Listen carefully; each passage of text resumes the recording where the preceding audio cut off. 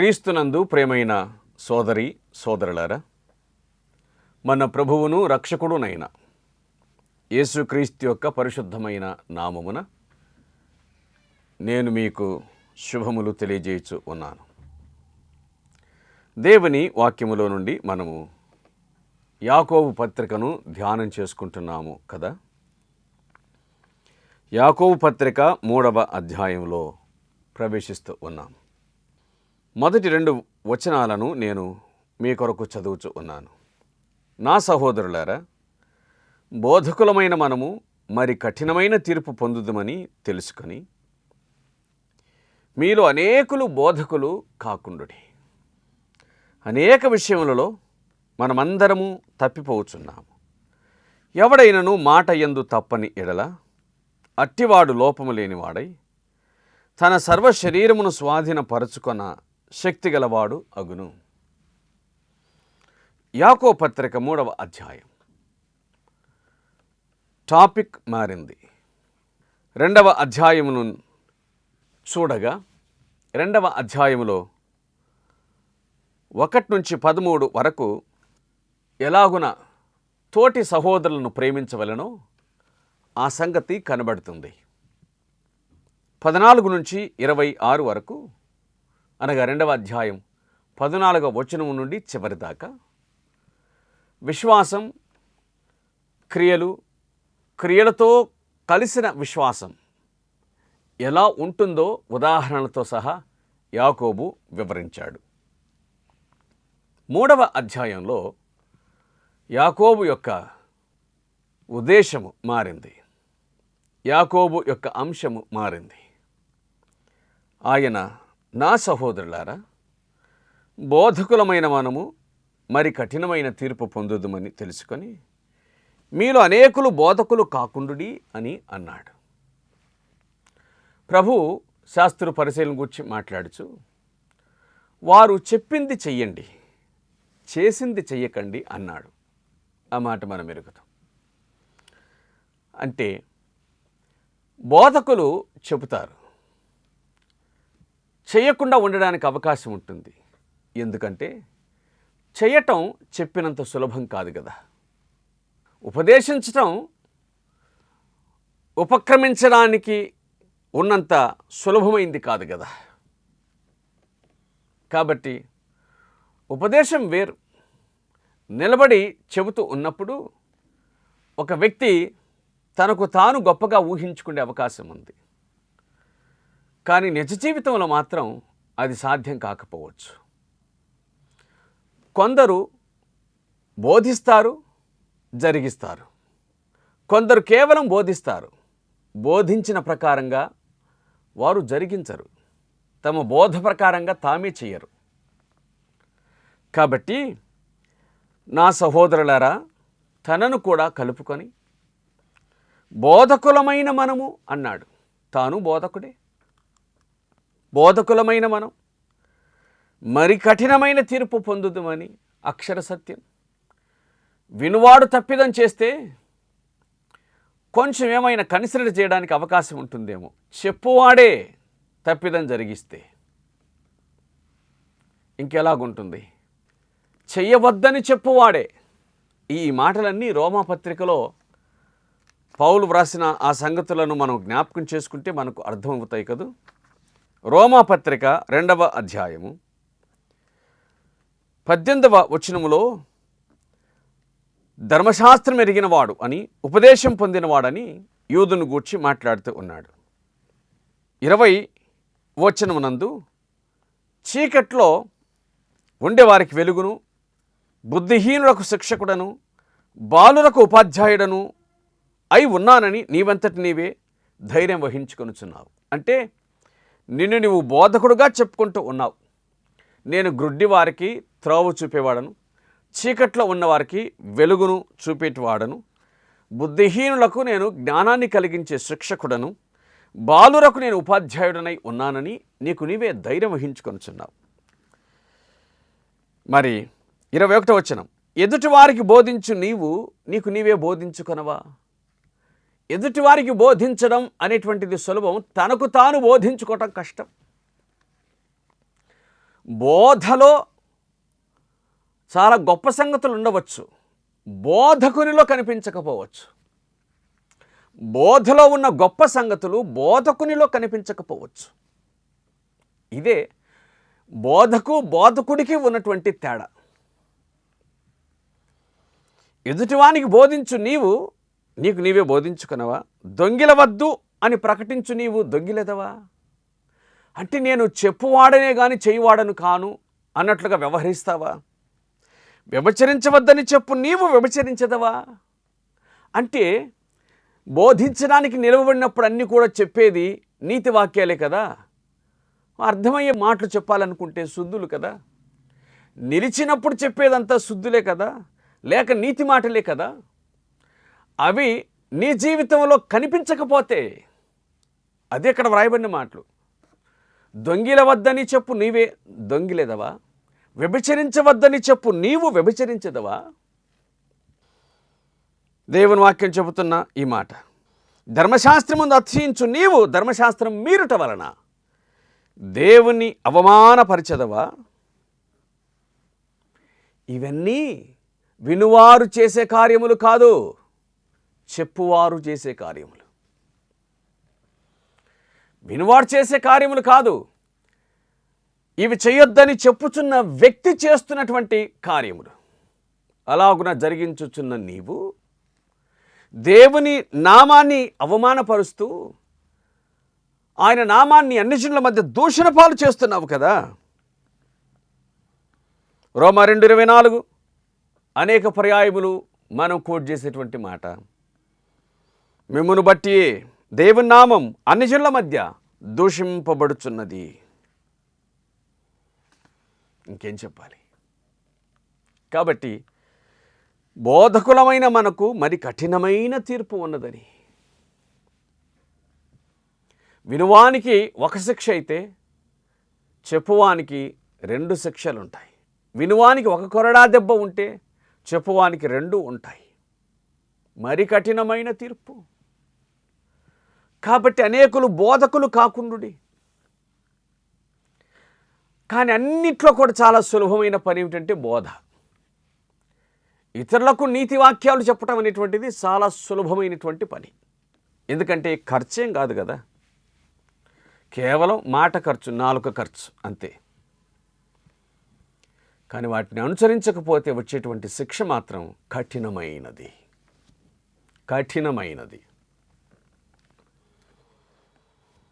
అందుచేత మీలో అనేకులు బోధకులు కాకుండుడి. అంత మాత్రం చేత బోధకులు కాకుండుడి అంటే ఇక్కడ వ్రాయబడిన మాట అనేకులు బోధకులు కాకుండుడి. ఎందుకు? అనేక మంది తప్పిపోవచ్చు ఉన్నాం. అనేక విషయంలో మనం అందరమును తప్పిపోవచ్చు ఉన్నాం. ఒక్కొక్క వ్యక్తి ఒక్కొక్క విషయంలో తప్పిపోవచ్చు ఉంటాడు. కానీ తాను తప్పిపోవచ్చున్నాను ఇది జరిగించకుండా అని గ్రహించక ఏ విషయంలో తాను తప్పిపోవచ్చు ఉన్నాడో ఆ విషయాన్నే ఇతరులకు చెయ్యమని బోధిస్తాడు. అంటే బహుశా నేనెటు చేయటం లేదు కాబట్టి వారైనా చేస్తే మంచిది కదా అని అనుకుంటాడేమో. కానీ తాను చెయ్యని వానికి ఇతరులకు చెప్పే హక్కు లేదని గుర్తుంచుకోవాలి. నువ్వే ఆ మంచి పని చేయకపోతే, నువ్వే ఆ కార్యాన్ని జరిగించకపోతే ఇతరులకు చెప్పే హక్కు కూడా లేదు. అది మంచిది కదా, అది మంచిదని సంగతి నీకు మాత్రమే కాదు ఇతరులకు కూడా తెలుసు. వారు నువ్వు చెప్పుదాన్ని అంగీకరించాలి అంటే దాన్ని నువ్వు చెయ్యువాడవై ఉండాలి. వారు అనగా వినుచున్నటువంటి వారు కేవలము చెవులు మాత్రమే కలిగిన వారు కారు, కళ్ళు కూడా కలిగిన వారు. నువ్వు చెప్పు మాటలను వినువారు మాత్రమే కాదు, నీ జీవితాన్ని కూడా చూసేవాళ్ళు. అందుచేత చెప్పుచున్న మాటలు సరైనవా కాదా అని కాదు, చెప్పుచున్న నీవు వాటిని జరిగించున్నావా లేదని ఇతరులు కూడా చూడగలుగుతారు.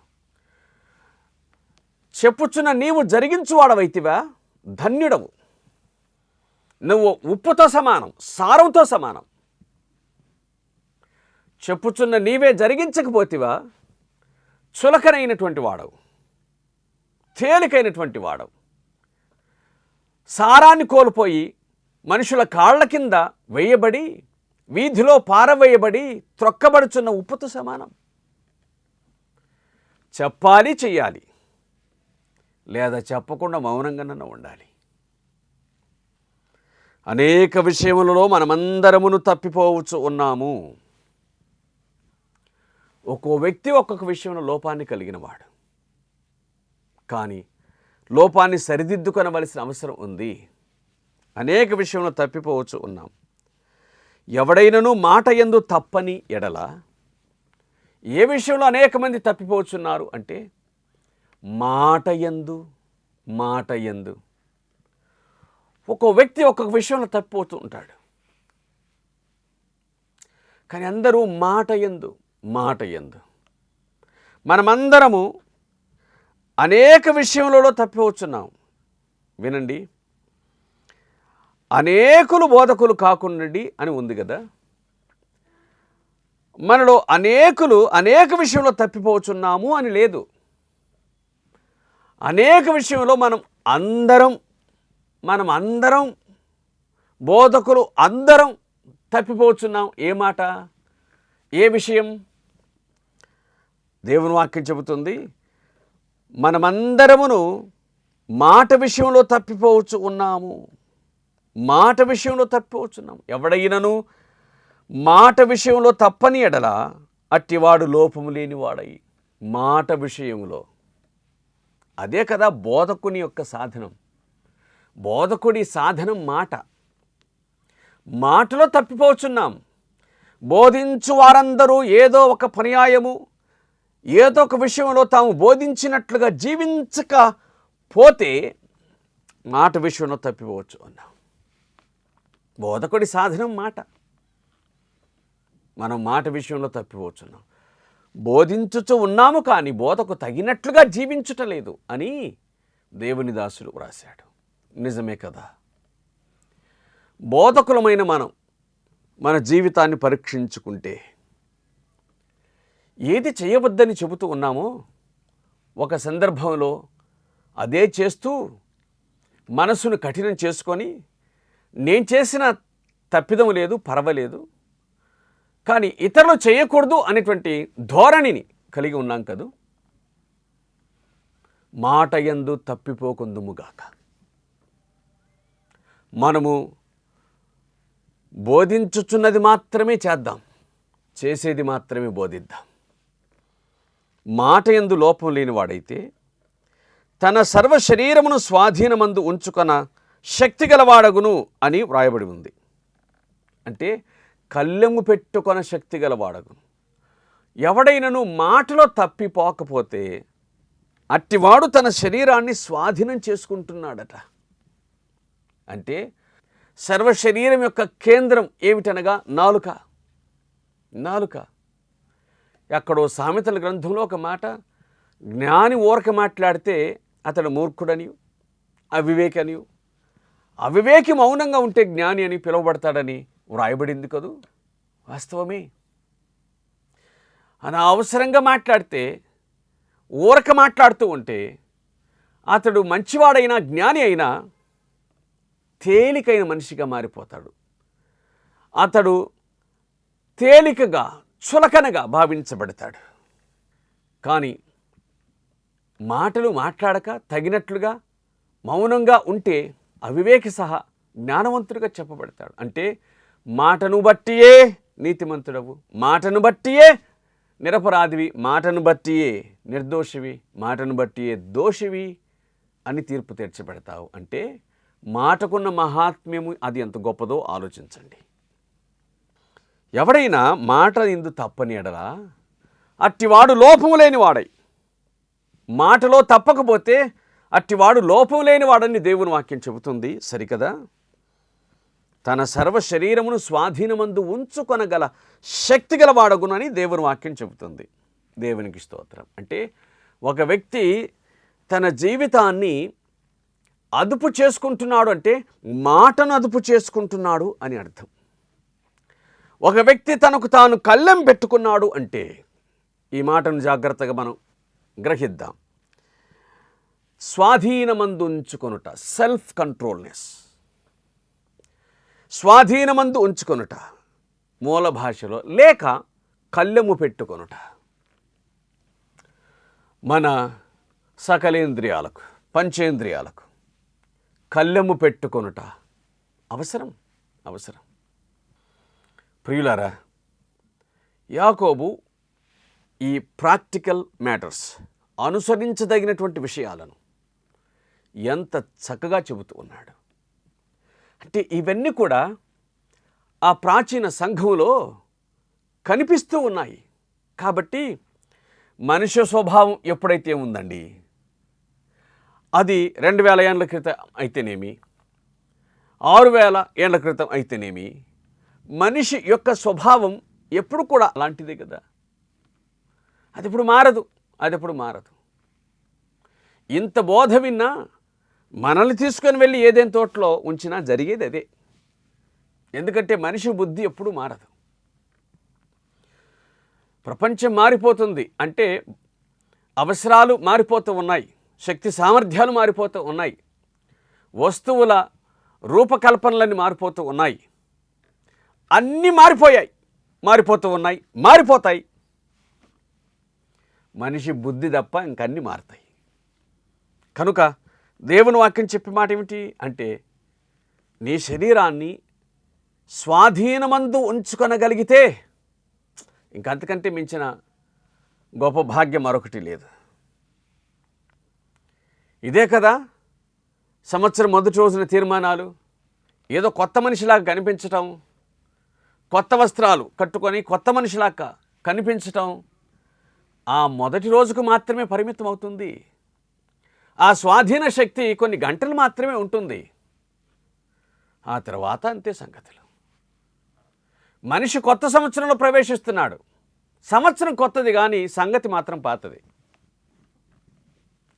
కాబట్టి కొత్త సంవత్సరంలోకి ప్రవేశించేటువంటి ఈ మనిషి కొత్తదాన్ని కూడా పాతదికి చేసేస్తున్నాడు చాలా త్వరగా. ఇక 2వ తేదీ 3వ తేదీ అంత మామూలే. ఓ వారం పోయిన తర్వాత జీవితం అంతా పాతదే. 360 దినాలు పాతవే. ఉపయోగం ఏముంది? తనను తాను స్వాధీనపరచుకొనగలిగిన శక్తి, తనను తాను స్వాధీనమందు ఉంచుకొనగల శక్తి కలవాడగును. మాట యందు లోపము లేనివాడైతే తన సర్వశరీరాన్ని స్వాధీనమందు ఉంచుకొనుటకు శక్తి గలవాడగును. మొత్తం పాయింట్ అంతా కూడా, సంగతి అంతా కూడా, విషయమంతా కూడా నాలుకలోనే ఉందనే సంగతి దేవుని వాక్యము గుర్తు చేస్తూ ఉంది. యాకోబు పత్రిక 3వ అధ్యాయం 3వ వచనం, గుర్రములు మనకు లోబడుటకై నోటికి కళ్ళెము పెట్టి వాటి శరీరమంతయు త్రిప్పుదుము గదా, మన అవసరాలను నెరవేర్చుకున్నటకై, అవతలి వాటి యొక్క బలమును స్వాధీనం చేసుకున్నటకై, మనకంటే ఎన్నో రెట్లు ఎక్కువ బలము కలిగినటువంటి గుర్రమును దాన్ని కళ్ళెము పెట్టి మనం స్వాధీనపరుచుకుంటామే. నిజమే.